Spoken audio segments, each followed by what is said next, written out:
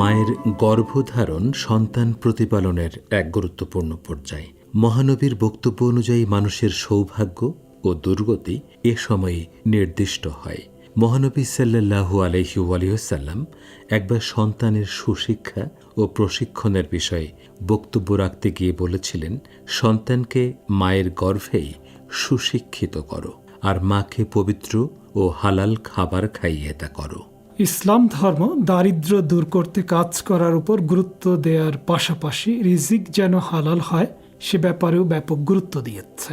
মহান আল্লাহ পবিত্র কোরআনে সূরা বাকারার 168 নম্বর আয়াতে বলেছেন, হে মানুষেরা, পৃথিবীর হালাল ও পবিত্র বস্তু সামগ্রী খাও, আর শয়তানের পদাঙ্ক অনুসরণ করো না, সে নিঃসন্দেহে তোমাদের প্রকাশ্য শত্রু।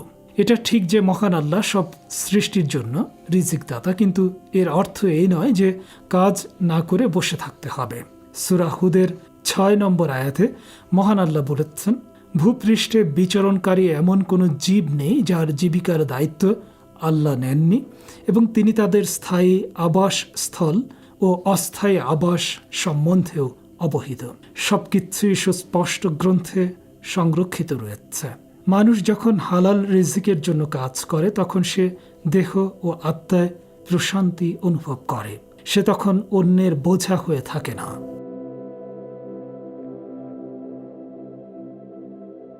সন্তানকে সৎকর্মশীল ও পবিত্র রাখতে হলে প্রথমত তাকে হালাল রিজিক থেকে হালাল খাবার খাওয়াতে হবে।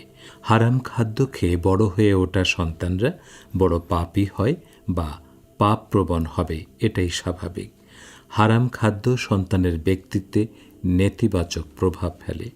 এমনকি এসব অপবিত্র ও নিকৃষ্ট খাদ্য সন্তানের ভবিষ্যৎ বংশধরের উপরও নেতিবাচক প্রভাব রাখবে। তাই ভবিষ্যৎ পবিত্র প্রজন্ম অর্জনের জন্য বাবা মা হওয়ার অনেক আগেই, শিশুকে মাতৃস্তন্য পান করানোর অনেক আগেই তার প্রশিক্ষণের প্রক্রিয়ায় পবিত্র সন্তানের প্রত্যাশীকে যথাসম্ভব সব ধরনের পাপ বর্জন করতে হবে। এক্ষেত্রে সবচেয়ে গুরুত্বপূর্ণ পন্থা হল সব ধরনের হারাম খাদ্য, এমনকি সন্দেহজনক খাদ্য খাওয়া থেকেও দূরে থাকা। মাতৃগর্ভে সন্তানের প্রাথমিক অস্তিত্ব লাভ বা জীবনের সূচনা বীর্য স্থাপনের পর থেকেই ঘটে থাকে। এ সময় বাবা মাকে ইবাদত বন্দেগী ও নৈতিক দিক থেকে দায়িত্বশীল হওয়ার ক্ষেত্রে খুব সচেতন হতে হবে। মাতৃগর্ভে শিশুর বয়স যখন 4 মাস, তখন তার মধ্যে রূহ ও আত্মা চলে আসে, তাই সে তার আশপাশের পরিবেশে প্রভাবিত হয়। এ সময়ে মায়ের চলাফেরা, আচার আচরণ, খাদ্য গ্রহণ, পোশাক পরিচ্ছদ, তার প্রতিটি কাজ বা ক্রিয়া প্রতিক্রিয়া, মানসিক অবস্থা, দর্শন ও শ্রবণ এসবই গর্ভস্থ শিশুর প্রশিক্ষণে ভূমিকা রাখে। কোনো শিশু নিজ থেকে নিজের জন্য বা বাবা মায়ের জন্য দুর্ভাগ্য নিয়ে আসে এমন ধারণা পুরোটাই ভুল। বরং মানুষের ভবিষ্যৎ সুখ ও দুঃখ বা দুর্ভাগ্যের জন্য মানুষ নিজেই দায়ী। বীজকে যেমন অযত্নের মধ্যে ফেলে রাখলে বা পাপময় পরিবেশের শিকার করলে তা তার জন্য যেভাবে নেতিবাচক ভবিষ্যৎ নিয়ে আসবে, শিশুর ব্যাপারটিও ঠিক তেমন। সবসময় সৎ থাকা এবং হালাল রুজির পথ থেকে বিচ্যুত না হওয়া সুসন্তান লাভ ও সন্তানকে সৎ হিসেবে গড়ে তোলার জন্য খুবই গুরুত্বপূর্ণ। হাদিস মতে হারাম আয়ের প্রভাব সন্তানের উপর পড়াটা অনিবার্য ও তা সুস্পষ্ট। মানুষের মধ্যে যে শয়তানের সেনাবাহিনী গড়ে ওঠে তা হারাম খাদ্য থেকে গড়ে ওঠা বা জন্ম নেয়া মানুষের মাধ্যমেই গড়ে ওঠে। এ ধরনের মানুষ বা সন্তান ভালো ও মন্দের পার্থক্য করার ক্ষমতা হারিয়ে ফেলে এবং হারিয়ে ফেলে বিচক্ষণতা, দূরদর্শিতা ও খোদা ভীতি অর্জনের যোগ্যতা। আধুনিক বিজ্ঞানের গবেষণায়ও দেখা গেছে মানুষের খাদ্যের নানা উপাদান তার আচরণ ও বংশগতির স্মারক বা জিনের উপর প্রভাব ফেলে। মানুষের খাবারের উপাদানগুলো যদি পবিত্র ও হালাল পন্থা থেকে আসে তাহলে তা দৈহিক ও আত্মিক এবং মানসিক সুস্থতা বাড়িয়ে দেয়।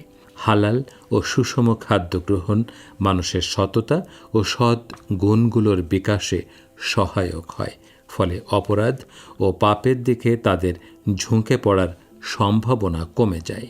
কেউ যদি সন্তান ও স্ত্রীর জন্য নানা ধরনের মজাদার এবং বিচিত্রময় খাবার সংগ্রহ করতে গিয়ে হারাম উপায়ে অর্থ উপার্জন করে, তাহলে তা নিজের জন্য, স্ত্রীর জন্য, সন্তানের জন্য এবং ভবিষ্যৎ প্রজন্মের জন্য অনেক অকল্যাণের উৎসে পরিণত হয়। এই পরিবারের সন্তান ভালো মুসলমান হিসেবে গড়ে উঠবে না, এটাই স্বাভাবিক। অন্যদিকে যে ব্যক্তি সৎ থাকার কারণে নানা ধরনের সুস্বাদু খাদ্য পরিবারের জন্য সংগ্রহ করতে পারল না, সে ঘরের অল্প ও খুব সাদামাটা খাবারের মধ্যে এমন বরকত থাকবে যে সেই ঘর হয়ে উঠবে ভালো মুসলমান সন্তান গড়ে তোলার কেন্দ্র।